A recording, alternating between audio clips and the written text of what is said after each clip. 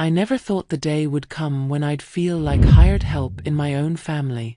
Standing there in my kitchen that Tuesday morning, coffee growing cold in my hands, I could still hear her voice echoing in my head like a broken record. "You'll be with the kids," she'd said, waving her hand like she was shooing away a fly.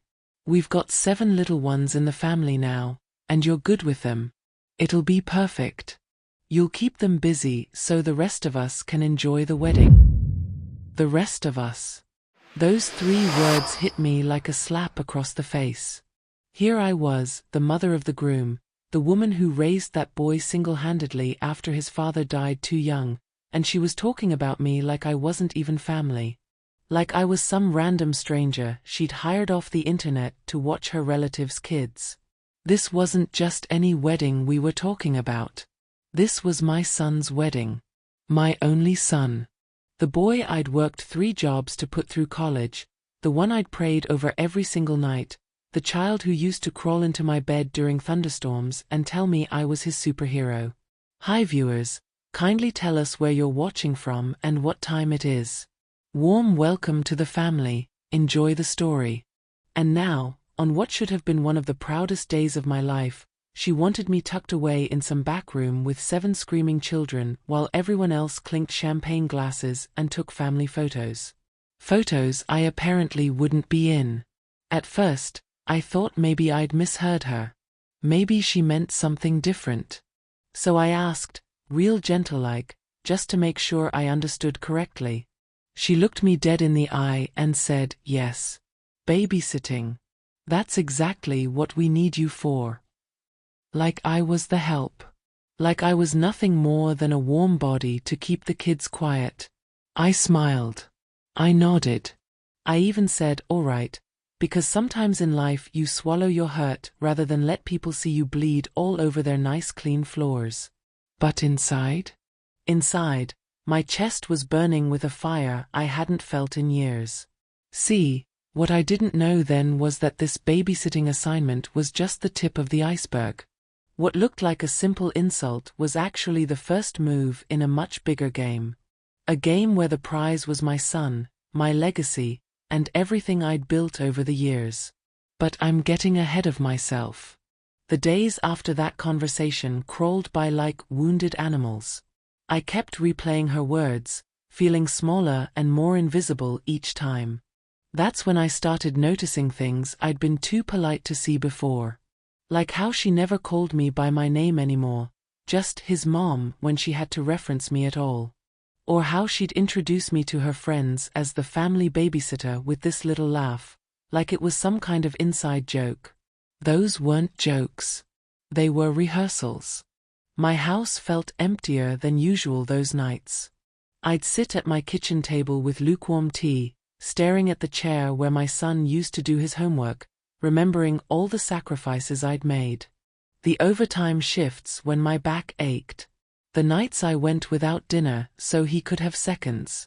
The way I'd drive him to every practice, every game, every school event, cheering louder than any parent there. One particularly sleepless night, I pulled out his baby album. There he was in all those faded photographs, gap-toothed grins and grass-stained knees. My handwriting sprawled across the backs of every picture, dates and little notes that no one else would ever remember or care about. That's when it hit me like lightning.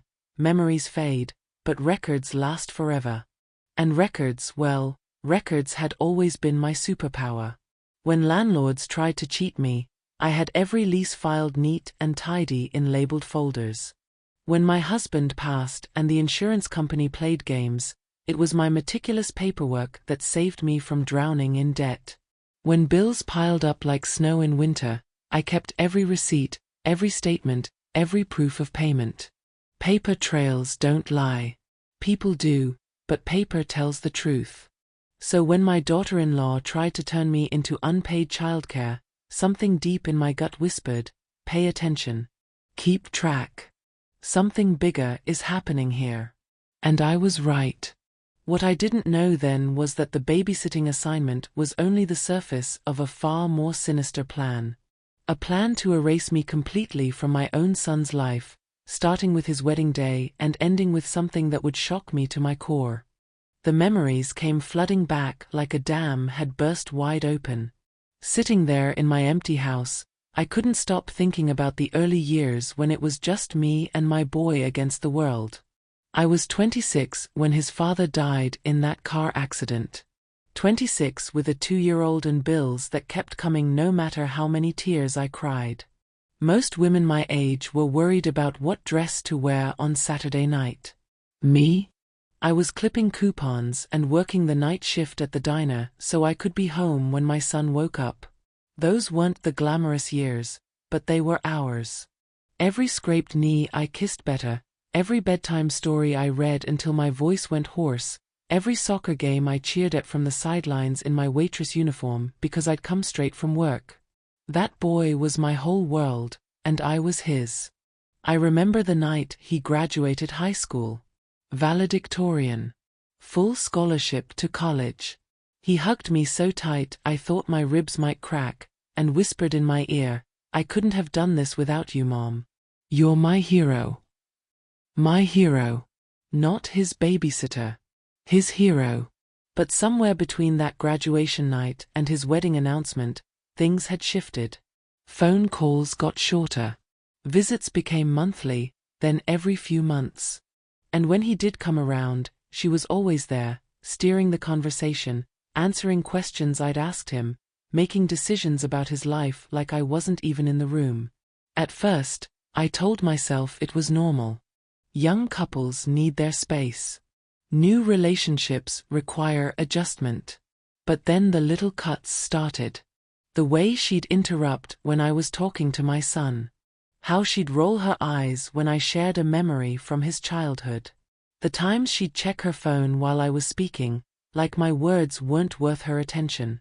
"She's just territorial," I'd whispered to myself. "She'll warm up eventually." But territorial animals don't usually get meaner over time. They get bolder. Like the Christmas when I brought his favorite cookies, the ones I'd made every December since he was old enough to hold a rolling pin. She took one look at the tin and said, "Oh, we're trying to eat healthier now. But thanks anyway." Then she threw them in the trash right in front of me while my son was in the bathroom. Or the time I offered to help plan his birthday party, the way I had for 24 years straight. "That won't be necessary," she'd said with a smile that never reached her eyes. "I've got it handled." The birthday party I wasn't invited to. Looking back now, I can see the pattern clear as day. She wasn't just claiming territory. She was erasing my footprints from it, one memory at a time. Making sure that when people looked at my son's life, they saw her influence, not mine. And I let it happen because I was scared. Scared that if I fought back, I'd lose him completely. Scared that she'd poison him against me. Scared that choosing to stand up for myself might mean choosing to stand alone. But fear has a funny way of eating you alive from the inside out. The worst part wasn't even the disrespect. It was watching my son shrink a little more each time I saw him. Like he was caught between two worlds and couldn't figure out how to live in either one. He'd look at me with these apologetic eyes, but he never said anything. Never stood up. Never chose. 3 weeks before the wedding, I realized why he couldn't choose. It wasn't just about picking sides between his mother and his future wife. She'd made sure there was only one side left to pick. The package arrived on a Thursday afternoon, ordinary as rain. My son had accidentally shipped some wedding supplies to my address instead of his new apartment. Typical. Even engaged, that boy couldn't keep his addresses straight to save his life. The box was light, filled with fancy stationery and pre-stamped thank you cards. Pretty enough, though way more expensive than anything I would have bought. But tucked between the tissue paper, almost like an afterthought, was a folded piece of cream-colored cardstock. The wedding program draft. I almost didn't look. Programs are usually boring anyway, just a list of who's walking down the aisle and when to stand up or sit down. But something made me unfold it, maybe the same instinct that had kept me alive through all those lean years. What I saw made my coffee cup slip right out of my hands. Under wedding party, there they all were. 8 bridesmaids with fancy names like Madison and Brittany. 6 groomsmen including my son's college friends. The officiant, some pastor I'd never heard of. Parents of the bride, listed with their full names and titles like they were royalty. And under parents of the groom? Just one name. His father's name. The man who'd been dead for 22 years. Not mine. I read it 3 times, blinking hard, thinking maybe my old eyes were playing tricks on me. But there it was in black and white. My dead husband got a mention, and I got nothing. Like I'd never existed. Like I hadn't raised that boy single-handedly. Like all those years of sacrifice and love and late-night worries had just evaporated into thin air. My hands started shaking so bad I had to set the program down on the kitchen table. The same table where I'd helped him with homework every night for 12 years. The same table where we'd eaten countless dinners together, just the 2 of us, talking about his dreams and fears and everything in between. I stared at that program until the words blurred together. Then I read it again. And again. Hoping I'd missed something. Hoping there was a second page where my name appeared. Hoping this was all some terrible mistake. But hope is a dangerous thing when you're dealing with someone who plans every move 3 steps ahead. See, leaving out my name wasn't an accident. It was surgical. Precise. Like a doctor removing a tumor, cutting me out so cleanly that no one would even notice the scar. My son would walk down that aisle. He'd say his vows. He'd dance with his bride. And when people asked about his family, his mother, the woman who'd given him everything, there'd be no record of me anywhere. I'd become a ghost at my own son's wedding. The program slipped from my fingers and fluttered to the floor like a dying bird. That's when the real horror hit me. If she could erase me from something as simple as a wedding program, what else had she already erased me from? What other documents, what other records, what other pieces of my son's life had been surgically cleaned of any trace of me?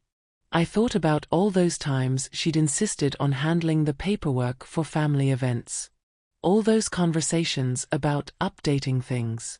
All those helpful offers to take care of the details, so I wouldn't have to worry about them. She hadn't been helping. She'd been stealing. Piece by piece, document by document, she'd been writing me out of my own son's story. But if she thought I was going down without a fight, she'd picked the wrong mother to mess with. The thing about keeping records is that once you start, it becomes second nature. Like breathing or checking your mirrors when you change lanes. You don't think about it anymore. You just do it because survival depends on it. I learned that lesson the hard way back when my husband died and suddenly everyone wanted a piece of what little we had. Insurance companies claiming we'd missed payments we'd definitely made. Creditors showing up with bills we'd never seen. Even the funeral home trying to charge me twice for the same casket. But I had my receipts. Every single one. Filed in labeled folders with dates written in my careful handwriting. And when those vultures came circling, thinking they could take advantage of a grieving widow with a small child, they learned something important. Paper doesn't lie, and I don't lose. That habit saved me then, and now, 30 years later, it was about to save me again. The night after I found the wedding program, I sat at my kitchen table with every scrap of communication I'd had with my daughter-in-law over the past 2 years. Emails, text messages, even voicemails I'd saved because something about her tone bothered me. Reading through them with fresh eyes was like watching a horror movie in slow motion. There was the email from 6 months ago where she wrote, "We'll need you to handle childcare duties for family events going forward. You're so good with kids and it frees up the real family to enjoy themselves." The real family. Then the text message from Easter, "Can you watch the little ones during dinner? We need the adults to have uninterrupted conversation time." And my personal favorite, A voicemail from last month. Hi, it's me. Listen, we're going to need you to babysit during the rehearsal dinner too. 7 kids total. I'll leave activity bags for each one. Try to keep them quiet. Thanks. Not could you please help us? Or would you mind? Just orders. Like I was hired help who didn't deserve basic courtesy. But the real smoking gun was buried in an email thread about wedding seating arrangements. I'd suggested that maybe I should sit in the front row, being the mother of the groom and all. Her response was pure ice. Seating will be arranged by importance to the couple's future. Given your role as childcare provider for the event, you'll be positioned wherever the children are most comfortable. Importance to the couple's future. I read that line until it burned into my brain. After 26 years of raising that boy, after every sacrifice I'd made, after being his only parent for most of his life, my importance was apparently zero. The pattern was clear now. This wasn't about wedding logistics or family dynamics. This was systematic erasure. She was methodically removing me from every aspect of my son's life, starting with the big moments and working her way down to the everyday ones. And she was documenting it all, probably thinking I was too old or too naive to notice. Building a paper trail that painted me as nothing more than convenient childcare, a family friend doing favors, not the mother who'd earned a place of honor. But two can play the documentation game. I made copies of everything. Screenshots of text messages. Printed emails with full headers showing dates and times. Voice recordings of those dismissive voicemails. I organized it all in a new folder, labeled and dated just like I'd been doing for decades. Because I'd learned something important during all those years of keeping records. The truth always leaves tracks. And if someone's trying to erase you, they have to leave evidence of the erasing. The question was, what else was she erasing that I hadn't discovered yet? That's when I remembered the envelope my son had asked me to hold for him a few months back. Just some legal stuff, he'd said. Keep it safe for me, okay? I tucked it away in my filing cabinet without thinking much about it. Legal paperwork was boring, and I trusted my son to handle his own affairs. But now, with everything I'd learned, that envelope felt like it might be hiding something much more dangerous than boring legal forms. My hands trembled as I walked to the filing cabinet, key clutched tight in my sweaty palm. The envelope sat in my filing cabinet like a sleeping snake. I'd walked past it 100 times over the past few months, never thinking twice about the legal stuff my son had asked me to store. Just another favor for a busy young man juggling work and wedding planning. But now that innocent brown envelope felt heavy with secrets. I pulled it out with shaking hands, noting how official it looked. Thick paper, formal return address, the kind of envelope that holds important documents. The kind that changes lives. Inside were several pages of legal documents, all stamped and signed by attorneys I'd never heard of. Most of it was language I couldn't understand, full of words like whereas and heretofore that made my head spin. But some phrases jumped out at me like flashing neon signs. Estate planning revisions. Beneficiary modifications. Power of attorney transfers. And there, buried in paragraph 3 of the second document, were the words that made my blood run cold: previous designations superseded by marriage, with spouse assuming primary inheritance rights and medical decision-making authority. I may not have gone to law school, but I wasn't stupid. This wasn't just wedding planning. This was life planning. And from what I could tell, I wasn't included in any of it. My son had always been on my life insurance policy as the beneficiary. When I'd bought the house, I'd put his name on the deed so he'd inherit it automatically. Every legal document I'd ever signed had him as my emergency contact, my next of kin, my everything. But according to these papers, marriage would change all that. His new wife would become his primary everything, and I'd become his nothing. The room started spinning. I had to grip the edge of my desk to keep from falling over. This wasn't just about being excluded from a wedding or relegated to babysitting duty. This was about being legally erased from my own son's life. She wasn't just stealing his attention or his affection. She was stealing his inheritance, his future, his connection to me. And the most terrifying part? These documents were already prepared, already signed by him, just waiting for the magic moment when I would make them legally binding. I thought about all those helpful conversations she'd had with him about getting organized and planning for the future. All those times she'd insisted they needed to update their paperwork and make everything official. I'd thought she was being responsible, mature, forward-thinking. She was being strategic. While I was focusing on wedding programs and seating charts, she was playing a much bigger game. She wasn't just planning to embarrass me at one event. She was planning to cut me out of his life permanently, legally, irreversibly. The papers in my hands weren't just documents. They were weapons. And once that marriage certificate was signed, those weapons would be loaded and pointed straight at everything I'd built over 30 years of single motherhood. My house, which I'd assumed would go to my son someday. My life insurance, meant to give him security after I was gone. My medical decisions if I ever became too sick to make them myself. Even my funeral arrangements, the final goodbye I'd always pictured him planning with love and care. All of it would belong to her. But there was something else in that envelope, something that made my lawyer-paranoid heart skip a beat. A letter from an attorney, dated just 2 weeks ago, with language about finalizing estate transfers and expediting inheritance documentation. They weren't just planning to cut me out after the wedding. They were planning to do it fast, before I could figure out what was happening. I sat there in my quiet kitchen, surrounded by the evidence of my own erasure, and realized something that should have terrified me but somehow didn't. I wasn't going down without a fight. Because the thing about keeping records for 30 years is that you learn to spot patterns. And the pattern here was clear.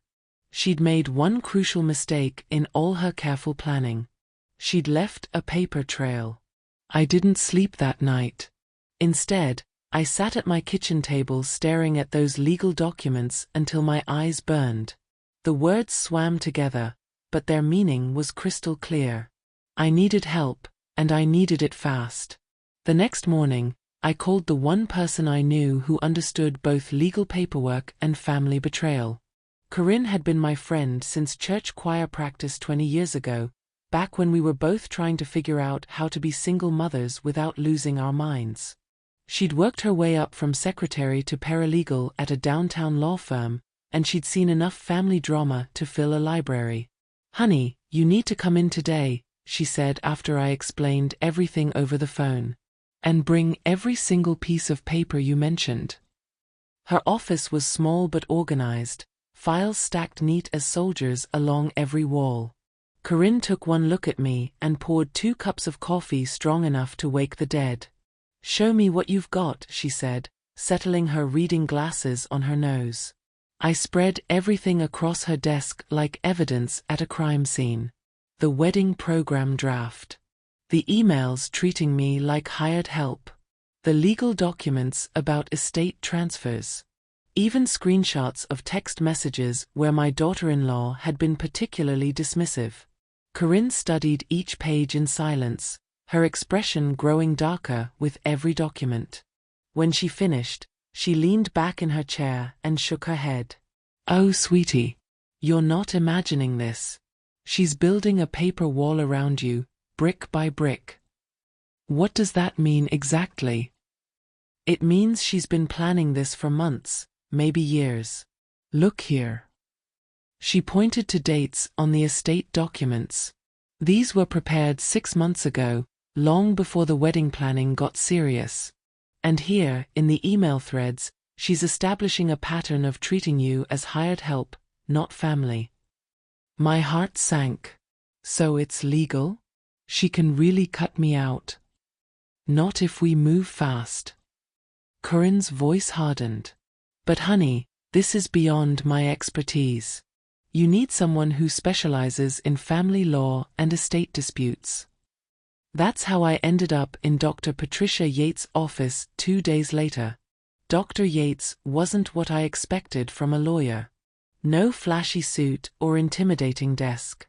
Just a woman about my age with silver hair pulled back in a simple bun and eyes that had seen every kind of family nightmare you could imagine. She listened without interrupting while I told my story. Then she examined my evidence with the same careful attention Corinne had shown. "Mrs. Henderson," she said finally, "your instincts are correct. This is systematic legal manipulation designed to isolate you from your son's life and assets. Can we stop it? We can slow it down."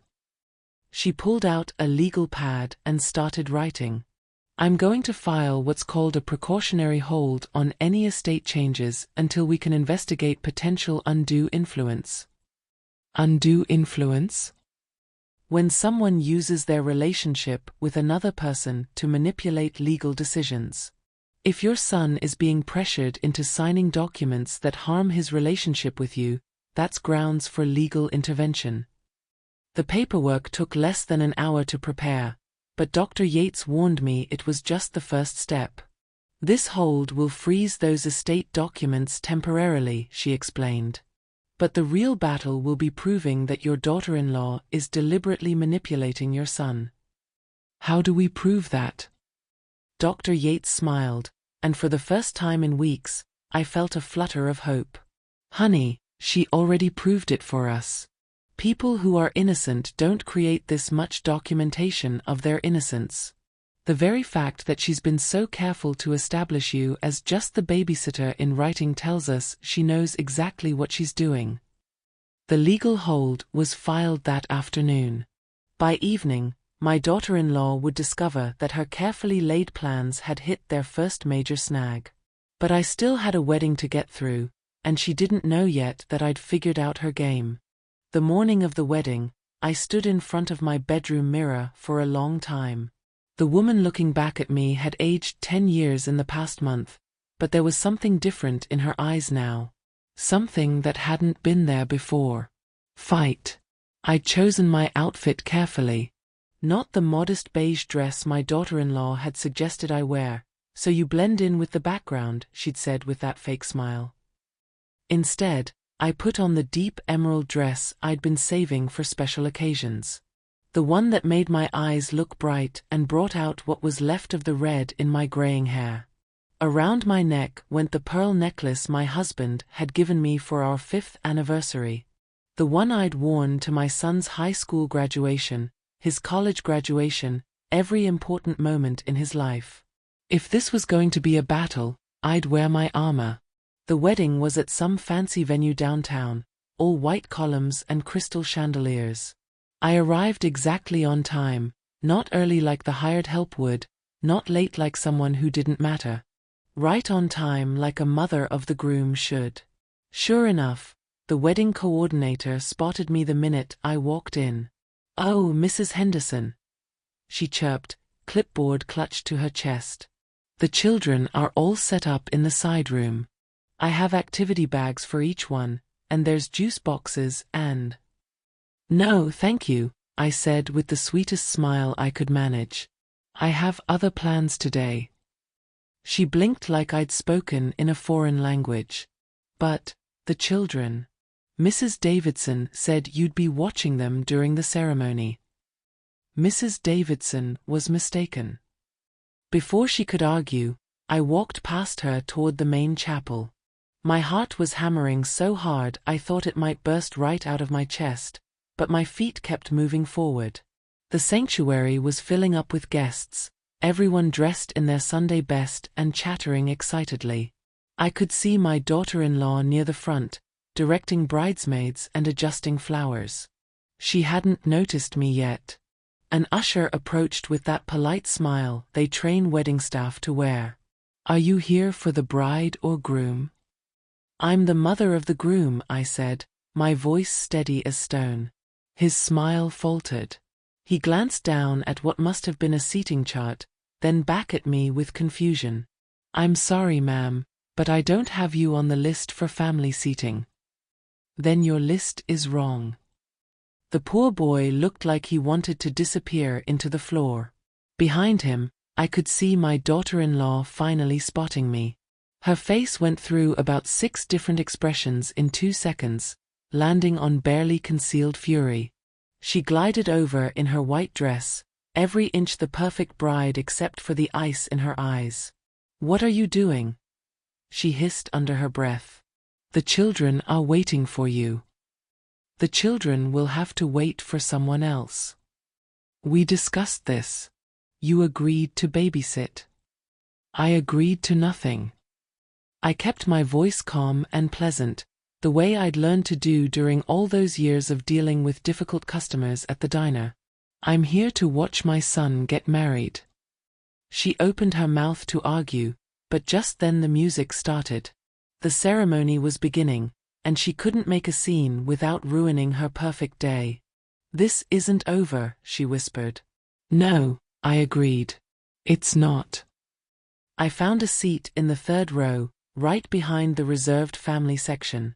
Not exactly front row center, but close enough that my son would see me when he walked down the aisle. And when he did see me, when his eyes found mine across that crowded chapel, something passed between us. Recognition. Relief. Maybe even a little pride. For the first time in months, I felt like his mother again instead of his employee. The ceremony was beautiful, I'll give her that. All white roses and golden light streaming through stained glass windows. My son looked handsome in his black tuxedo, nervous but happy. And when they said their vows, when he promised to love and honor this woman who'd been systematically erasing me from his life, I smiled and clapped like any mother would. Because whatever else happened, whatever legal battles lay ahead, I'd won something important that day. I'd refused to disappear.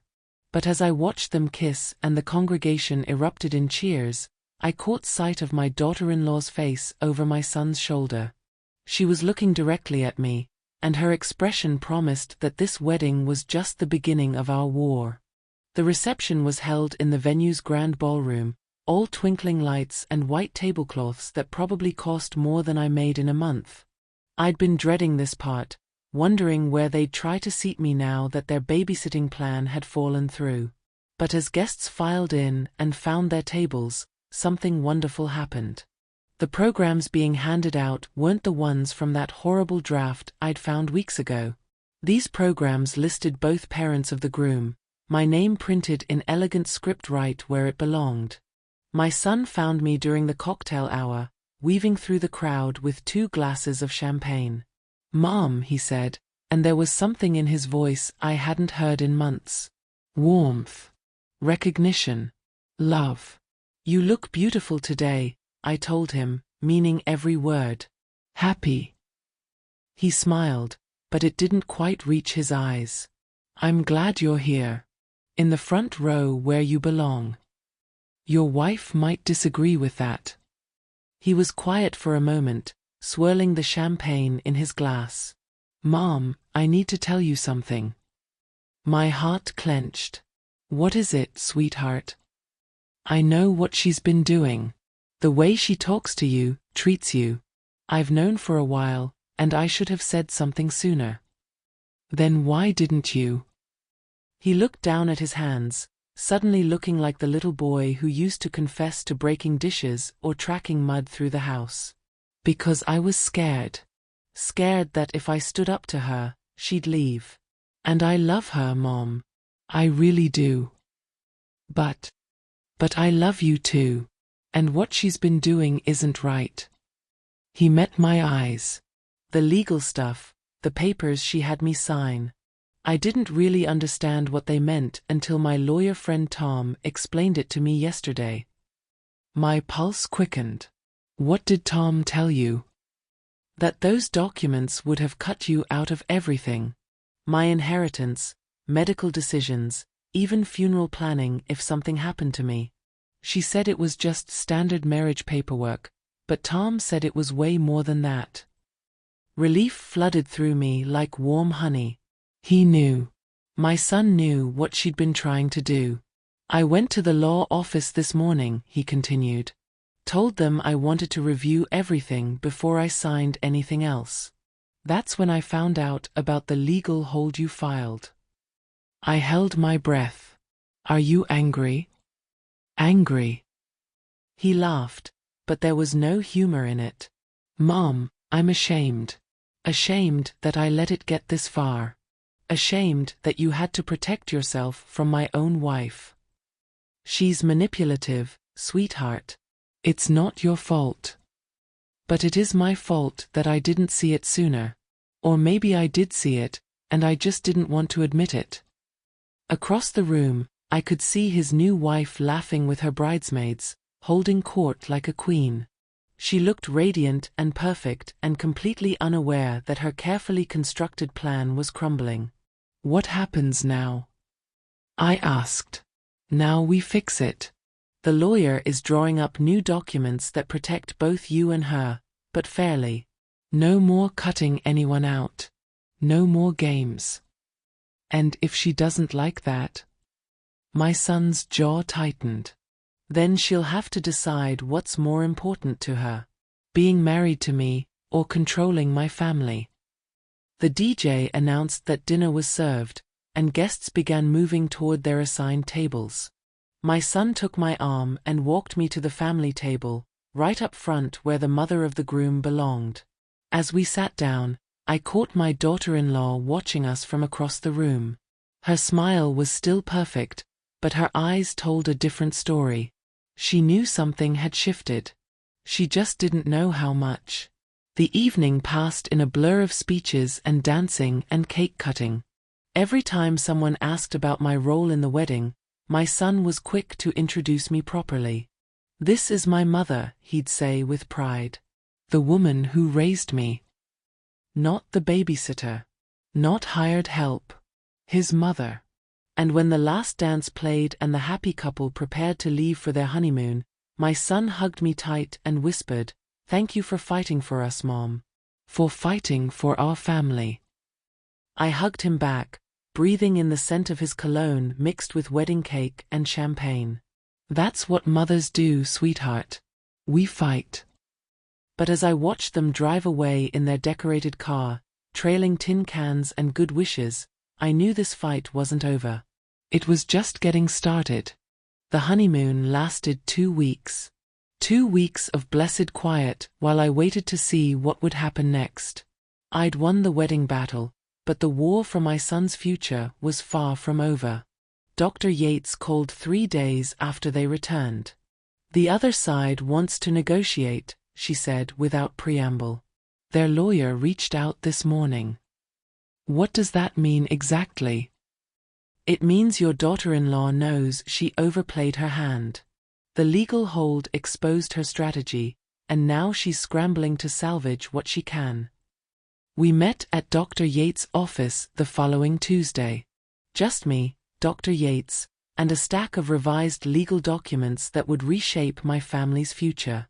Here's what they're proposing, Dr. Yates explained, spreading papers across her desk. Your son retains you as beneficiary on his life insurance policy and includes you in all major medical decisions. You keep your house and your own estate planning intact. In exchange, his wife gets primary inheritance rights to any assets they acquire together after marriage. That sounds fair. It is fair. Which tells us she's more interested in securing her own future than in cutting you out completely.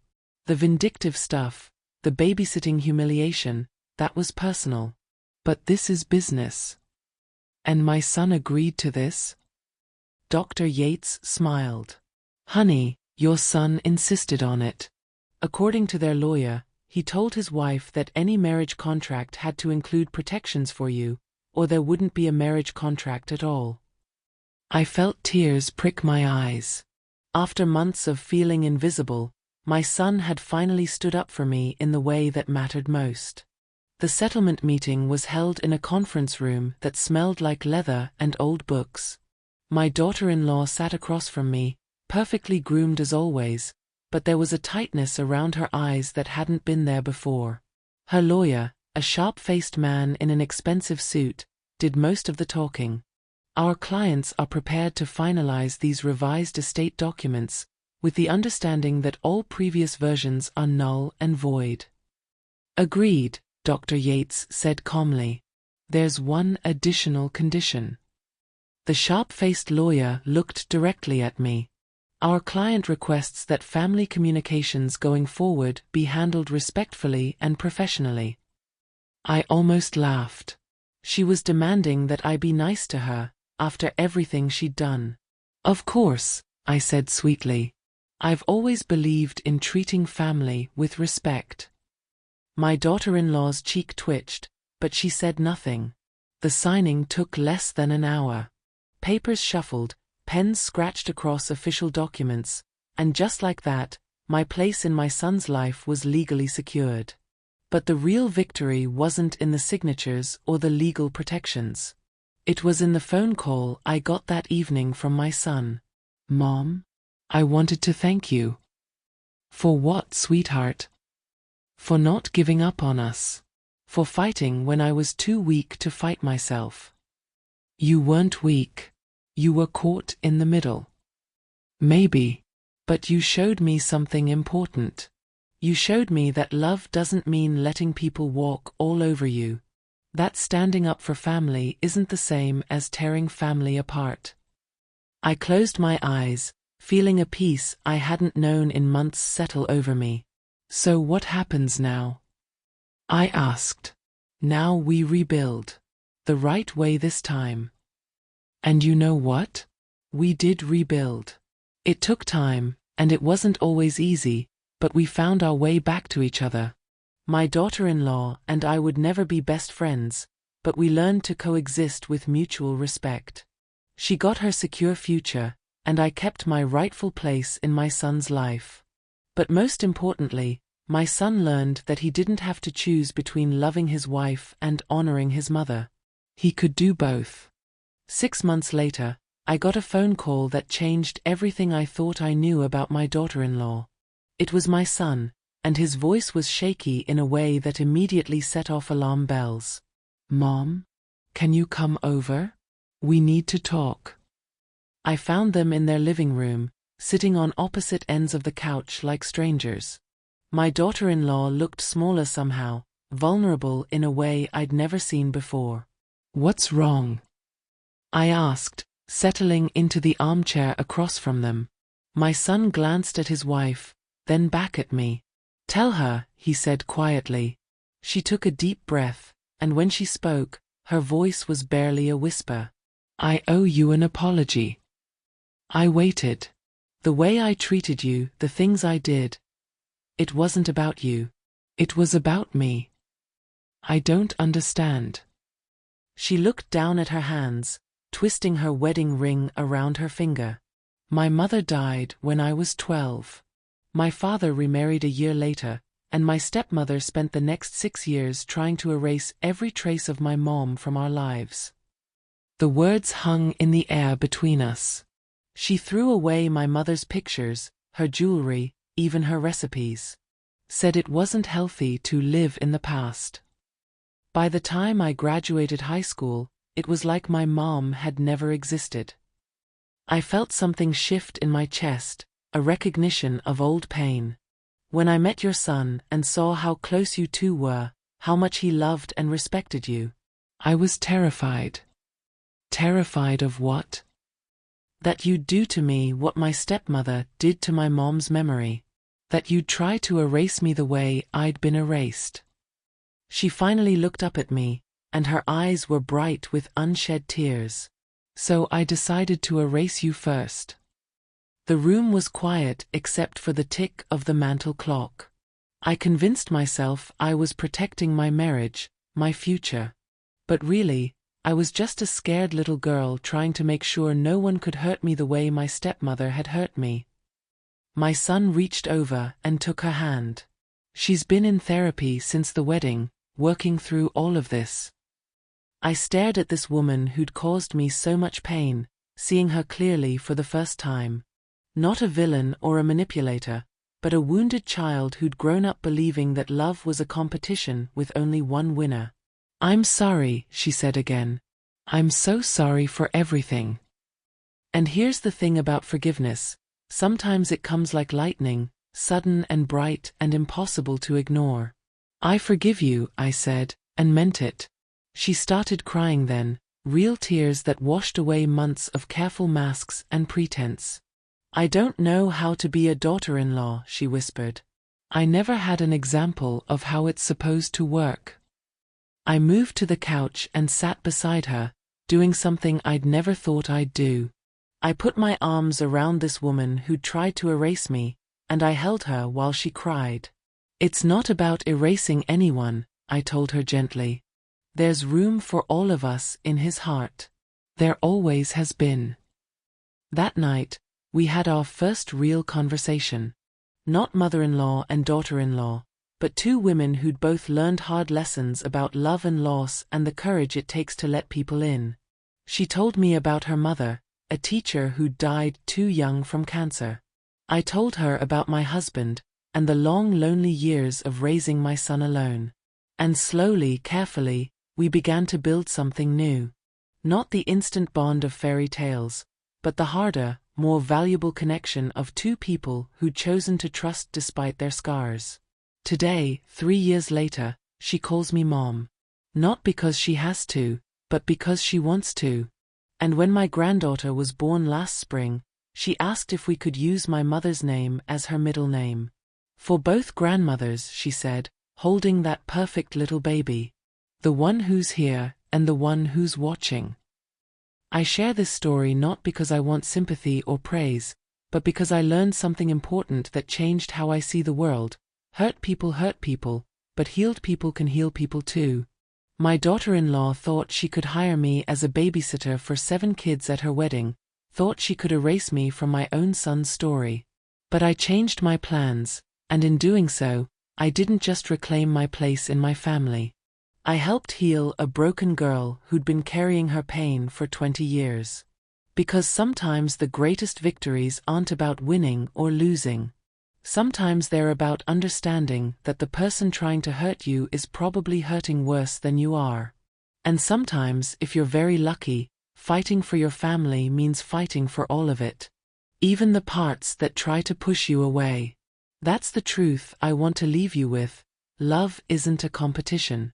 There's always room for more at the table, if you're brave enough to pull up another chair. And that truth, unlike wedding programs or legal documents, can never be erased.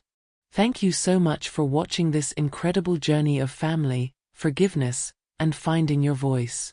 If this story touched your heart or reminded you of your own family struggles, please hit that like button and share it with someone who needs to hear that they matter, that their voice counts, that they're worth fighting for. And don't forget to subscribe and turn on notifications. We have more powerful stories of love, resilience, and second chances coming your way. Your support means the world to our community, and your comments and shares help these stories reach people who need them most. Tell us in the comments, have you ever had to fight for your place in your own family? How did you find the courage to stand up for yourself? Your story might be exactly what someone else needs to hear today. Until next time, remember, you are worthy of love, respect, and a seat at the table. Never let anyone convince you otherwise.